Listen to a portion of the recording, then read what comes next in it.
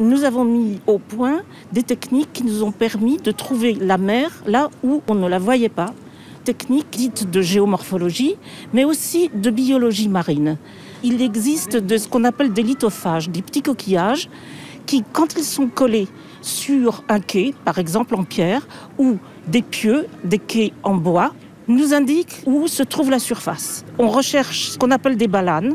On cherche celles qui sont les plus hautes, par exemple sur des pieux, et elles nous indiquent à 10 cm près la surface de la mer.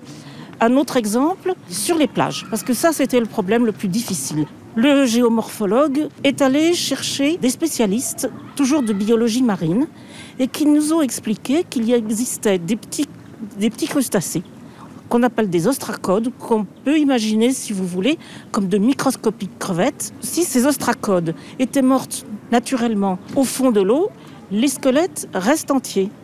Si ils sont morts à l'endroit où il y a le ressac, c'est-à-dire la zone de surface de la mer, ces crustacés sont brisés.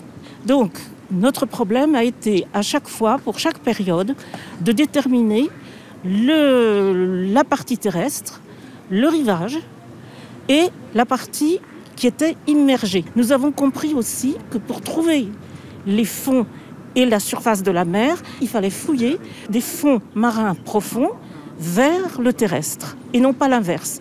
Si on fouillait en partant du terrestre, on n'arrivait pas à trouver le rivage. Je ne sais toujours pas expliquer pourquoi c'est comme ça, mais c'est comme ça.